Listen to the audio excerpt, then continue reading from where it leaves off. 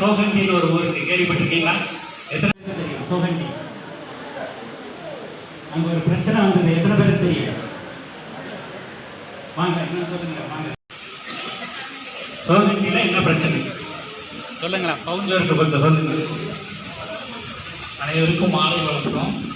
என் ஊர் வந்து மதுராந்தகம் பக்கத்தில். தலித் கிறிஸ்தவர்கள் வந்து ரொம்ப கொடுமைகள் வந்து அனுபவிச்சதில் வந்து சோகண்டியில் வந்து பெருத்த ஒரு இது.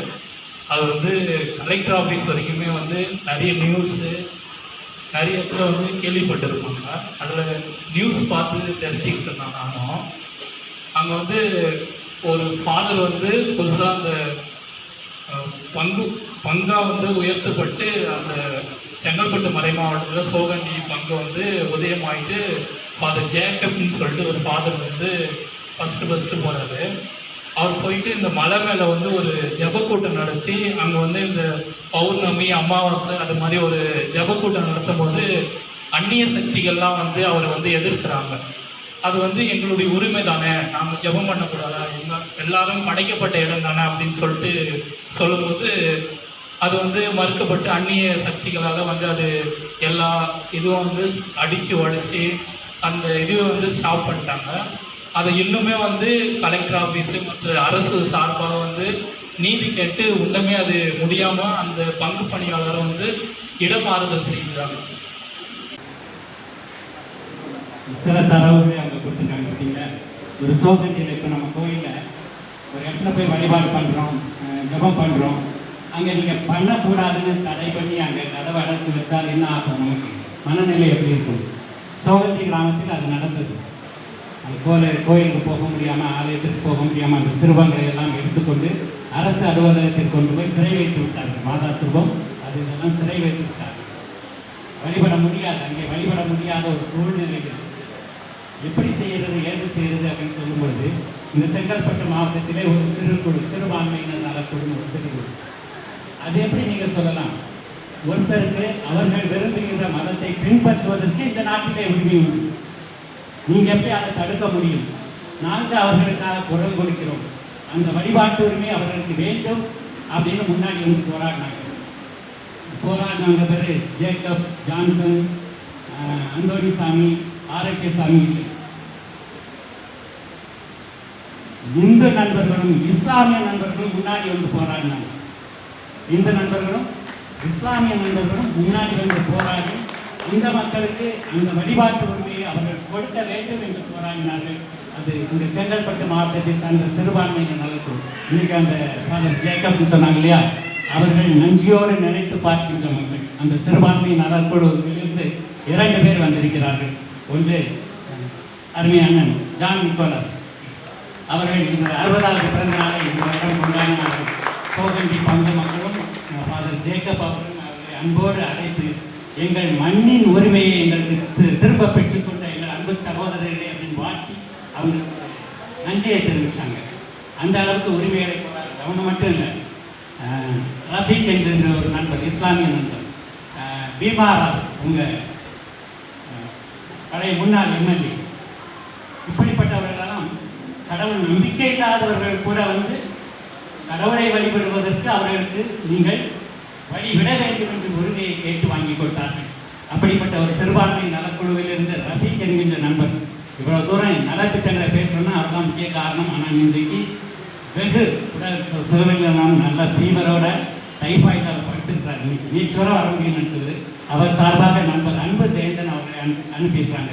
சிறுபான்மையினருக்கும் பல நலத்திட்டங்கள் அரசு இருக்குது. அதையும் நாம் வாங்கி கொள்ள முடியும், பயனடைய முடியும். ஏதாவது ஒரு வகையில் நம்ம இந்த நலத்திட்டங்களை வாங்கிக் கொள்ள முறைசாரா அமைப்பு முறையிலிருந்து நம்ம வாங்கிக் கொள்ளலாம். இந்த மாதிரி சிறுபான்மை நலத்திட்டங்கள் மூலமாகவும் நம்ம அரசிடமிருந்து பெற்றுக்கொள்வதற்கு நிறைய நலத்திட்டங்கள் இருக்கின்றன. அவற்றில் சிலவற்றை சொல்வதற்காக அன்பு ஜெயந்தன் அவர்களை உங்கள் முன்னால் அழைக்கின்றேன்.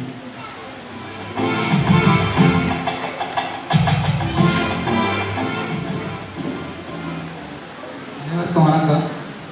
சிறுபான்மை மக்கள் நலப்பாக தோழர் ரஃபீக் அந்த செங்கல்பட்டு மாவட்ட செயலாளர் உடல்நிலை சரியில்லாதனால வர முடியல. அவருக்கு பதிலாக நான் வந்திருக்கிறேன்.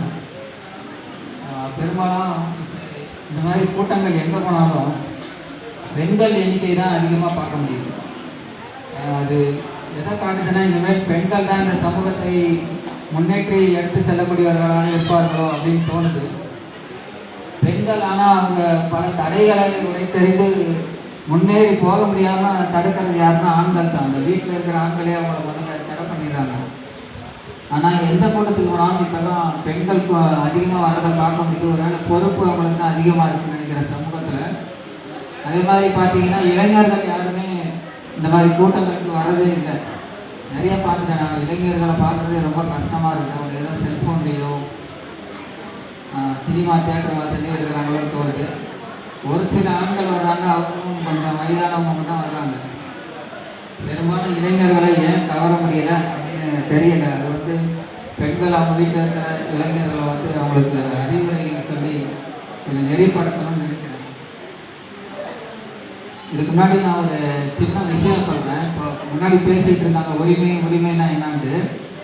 அதை ஒட்டி நான் ஒரு சின்ன விஷயம் சொல்கிறேன், தப்பாக நினச்சிக்காதீங்க. இயேசுவை வந்து எனக்கு ஒரு விஷயத்தில் நல்லா பிடிக்கும்.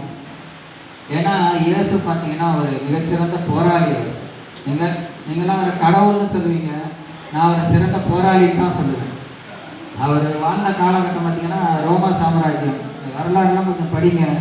ஜூலியஸ் சீசர், அகஸ்டஸ் சீசர் அவங்க காலத்தில் வாழ்ந்தவர்.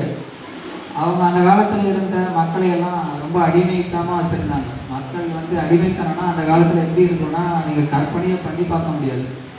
அந்தளவுக்கு ஒரு அடிமைத்தனம். அவங்க வந்து என்ன சொல்கிறது, சாப்பாட்டுக்கு கூட கஷ்டம். அவங்க வேலை வாங்கிக்கிட்டு அவங்க என்ன சாப்பாடு கொடுக்குறாங்க சாப்பிட்டு திருப்பி வேலை செஞ்சுட்டே இருப்பாங்க. இன்றைக்கி இருக்கிற மாதிரி வேலை நேரம்லாம் கிடையாது, சட்டங்கள்லாம் கிடையாது. அடிப்பாங்க, உதைப்பாங்க, துன்புறுத்துவாங்க, திருப்பி வேலை செய்வாங்க. நாள் ஃபுல்லாக வேலை செஞ்சுட்டே இருப்பாங்க. இதுதான் அவங்களுக்கு வந்து கொடுக்கப்பட்ட வேலை. மன்னர்கள் இப்படி தான் அவங்களை நடத்துனாங்க. இதுக்கெல்லாம் எதிராக போராடினவர் தான் இயேசு. அரசாங்கத்துக்கு எதிராக போராடினா அதுக்கு தண்டனை வந்து அந்த காலத்துலேருந்து இந்த காலத்து வரைக்கும் அரசாங்கம் தண்டனை தான் கொடுக்கும். அதனால தான் இயேசுநாதர் வந்து சிலுவையில் இருந்தாங்க. அது மிகப்பெரிய தண்டனை. அதுதான் உரிமைக்காக போராடுறது. நாமளும் இப்போ உரிமைக்காக போராட வேண்டிய சூழ்நிலை தான் இருக்கும். எல்லா அரசாங்கத்தையும் நம்மளுடைய உரிமைகளை கேட்டு தான் பெற வேண்டியிருக்குது. இப்போ நீங்கள் எல்லாம் வரி கட்டுறீங்களா? இங்கே இருக்கிறவங்கெல்லாம் பார்த்தா டேக்ஸ் கட்டுறவங்க மாதிரி எனக்கு தெரியல. வரி கட்டுறீங்களா யாராவது இங்கே இருக்கிறவங்க? வரி எத்தனை பேர் கட்டுறீங்க? மறைமுக வரி. வரி கட்டுறதே உங்களுக்கே தெரியல. நீங்கள் வரி கட்டுறது உங்களுக்கே தெரியல. நீங்கள் சம்பாதிச்சு கட்டுறது தான் வரி இல்லை. நீங்கள் போய் தினந்தோறும் சாப்பாட்டுக்கு உப்பு பொடி மிளகா வாங்குறீங்கல்ல, எல்லாத்துலேயும் வரி போட்டு தான் அவன் நம்மகிட்ட வாங்கிட்டு தான் கொடுக்குறான். கடைக்கார், மளிகை கடைக்கார். அவருக்கும் தெரியாது வரி வாங்குறோன்னு, நமக்கும் தெரியாது வரி கட்டுறோன்னு. 10 ரூபா உப்பை வந்து 5 ரூபா கொடுத்து வாங்குறோம்னா அதில் எவ்வளோ வரி போச்சுன்னு நமக்கு தெரியாது. நம்ம சம்பாதிக்கிற வருமானத்தில் பெரும்பகுதி வரிக்கு தான் போகுதுன்னு இந்த வருமான வரி அதெல்லாம் ஆய்வு பண்ணுறவங்களாம் சொல்கிறாங்க. அதனால் நம்ம எல்லோரும் வரி கட்டுறோம். வரி கட்டுறதுக்கு தான் அரசாங்கம் வந்து இந்த மாதிரி திட்டங்கள்லாம் அறிவிக்கிறாங்க. இந்த மாதிரி திட்டங்கள் வந்து உரிமை தொகைன்னு ஏன் சொல்ல ஆரம்பித்தாங்கன்னா, இது நம்மளோட பணம் தான். நம்ம கொடுத்ததை வச்சு தானே அரசாங்கம் நடக்குது. அரசாங்கம் எங்கே இருந்து நடக்கும்? நம்மக்கிட்ட இருந்து வரி வாங்கினா தான் அரசாங்கம் நடத்த முடியும். அப்படி இருக்கும்போது மக்கள் போராடிடக்கூடாது அப்படி இருக்கிற ஒரு சூழ்நிலையில தான் அவங்க வந்து இந்த மாதிரி திட்டங்கள்லாம் மக்களுக்கு அறிவிக்கிறாங்க. திட்டங்கள்லாம் நல்லா இருக்கு, ஆனால் நமக்கு தெரிய மாட்டேங்குது. இந்த கோயிலுக்கு நான் வருவேன். நம்ம பங்கு ஃபாதர் இருக்கிறாரு. பங்கு ஃபாதர் போய் நான் வந்து ஒரு ஞானஸ்தானம், இன்னைக்கு ஒரு 3 பேர் ஞானஸ்தானம் எடுத்துருக்குறாங்கன்னு வச்சுக்கோங்க. எனக்கு தெரியுது நான் கிறிஸ்துவெல்லாம் மாறிட்டேன்.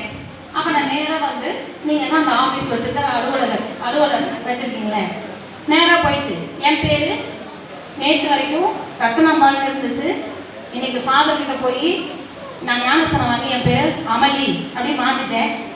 அண்ணன் எனக்கு ஒரு கார்டு போட்டு தாங்க. நான் சிறுபான்மை நல வாரியத்திலேருந்து எனக்கு நிறைய நலத்திட்டங்கள்லாம் தேவையாக இருக்குது அப்படின்னா பதிவு பண்ணிட்டீங்களாண்ணே? பதிவு பண்ணிக்கலாம். அதுக்குன்னு பதிவு இருக்குது. எங்களை கான்டாக்ட் பண்ணிங்கன்னா அந்த படிவத்தை ஃபில்அப் பண்ணி வழக்கமாக அந்த ஃபார்மாலிட்டி எல்லாம் ஒப்படைக்கலாம். ஆதார் கார்டு அது எல்லாத்தையும் வச்சு இணைச்சி தேவாலயத்திலேருந்து ஒரு சர்டிஃபிகேட் வாங்கணும். இவங்க வந்து கிறிஸ்தவர், இவங்களுக்கு இந்த நலத்திட்டங்கள்லாம் தேவைப்படுது அப்படின்னு சொன்னீங்கன்னா அதையும் அட்டாச் பண்ணி அந்த செங்கல்பட்டை அதுக்கு இந்த நல வாரியம் இருக்குது.